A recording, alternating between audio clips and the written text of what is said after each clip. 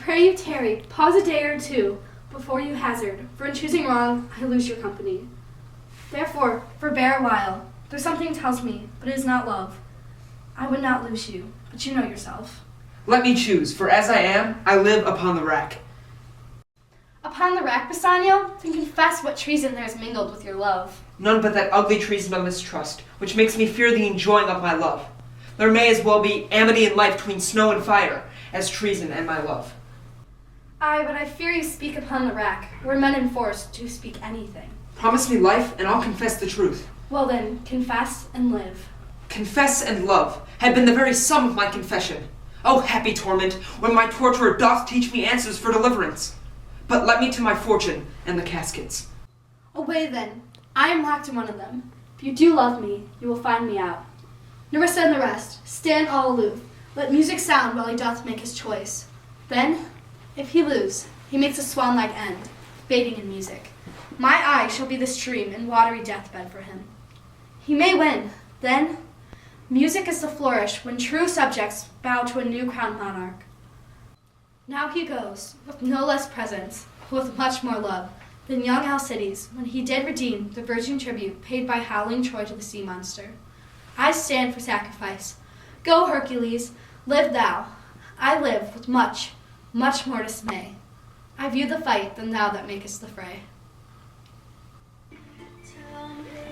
So may the outward shows be these themselves. The world is still deceived with ornament. In law, what pleas so tainted and corrupt, but, being seasoned with a gracious voice, obscures the show of evil. There's no vice so simple, but assumes some mark of virtue on its outward parts. Look on beauty, and you shall see 'tis purchased by the weight, which therein works a miracle in nature, making them lightest that wear most of it. The seeming truth that cunning times put on to entrap the wisest. Therefore, thou gaudy gold, hard food for Midas, I will none of thee. No, none of thee, thou pale and common drudge tween man and man. But thou meager lead, which rather threatenest than dost promise aught. Thy paleness moves me more than eloquence, and here choose I. Joy be the consequence.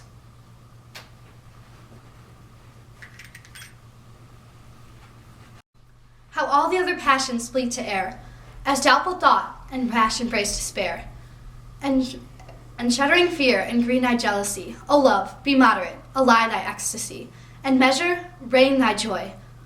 Scant this excess. I feel thy blessing too much. Make it less, for fear I surfeit.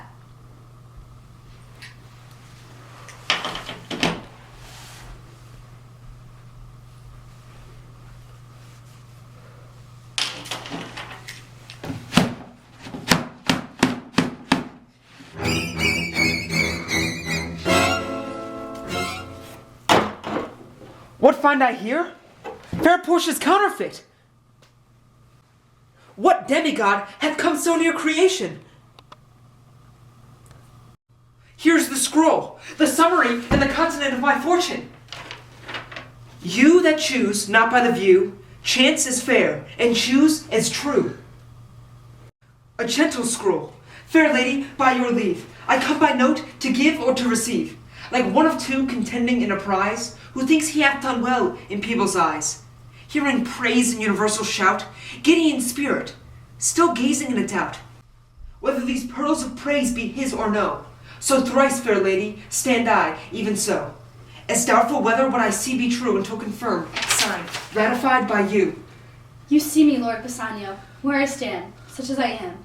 Yet for you, I would be troubled 20 times myself, 1,000 times more fair, 20,000 times more rich. Happiest of all is that her gentle spirit is now committed to yours, to be directed from her lord, her governor, her king. Myself and what is mine is to you and yours are now converted. This house, these servants, and this same myself are now yours, my lord. I give them this ring, which when you lose, part from, or give away, let it presage the ruin of your love, and be my vantage to exclaim on you. Madam, you have bereft me of all words. But when this ring parts from this finger, then life parts from hence. Oh, Be bold to say Bassanio's dead. My lord and lady, it is now our time, that have stood by and seen our good wishes prosper, to cry, good joy, my lord and lady. My lord Bassanio and my gentle lady, I wish you all the joy that you can. The bargain of faith, I do beseech you, even at that time I may be married too. With all my heart, so thou canst get a wife. I thank your lordship, you have got me one. You saw the mistress, I beheld the maid. You loved, I loved, for intermission. Your fortune stood upon the casket there. I got a promise of this fair one here, provided that your fortune achieved her mistress. Is this true, Nerissa? Madam, it is. So you stand pleased with all? And do you, Gratiano, mean good faith? Yes, faith, my lord. Then our feast shall be much honored in your marriage. We'll play with them the first boy for 1,000 ducats. What, in Stake Town? We shall ne'er win at that sport and stake down. Oh, who's here, my old friend Celeria? Celerio, welcome hither. If that the power of my new interest here, have power to bid you welcome. I bid my very friends and countrymen, sweet Portia, welcome. So do I, my lord. They are entirely welcome. Signor Antonio commends him to you. Ere I ope his letter, I pray you, tell me how my good friend doth. Not sick, my lord, unless it be in mine, nor well, unless in mine. His letter there will show you his estate. Celeria, what's the news from Venice? How doth the royal merchant Antonio? I know he'll be glad of our successes. We are the Jasons, we have won the fleece. I would you had won the fleece that he hath lost. There's some shrewd contents in yon same paper that steals the color from Bassanio's cheek. Some dear friend dead, else nothing in the world could turn so much the constitution of any constant man. What worse and worse, with leave, Bassanio, I am half yourself, and I must freely have the half of anything that this same paper brings you. Oh, sweet Portia, here are a few of the unpleasantest words that ever blotted paper. Gentle lady, when I first did impart myself to you, I freely told you all the wealth I had ran in my veins. I was a gentleman. And yet, dear lady, rating myself at nothing, you shall see how much I was a braggart. I should then have told you that I was worse than nothing. For indeed, I have engaged myself to a dear friend, engaged my dear friend to his enemy, to feed my means. But is it true, Celerio? Not one vessel escaped the merchant marring rocks? Not one, my lord. And besides, it should appear that if he had the present money to discharge the Jew, he would not take it. Is it your dear friend that is thus in trouble? The dearest friend to me, the kindest man, the best conditioned and unwearied spirit in doing courtesies, and one in whom the ancient Roman honor appears more than any that draws breath in Italy. What sum owes he the Jew? For me, 3,000 ducats.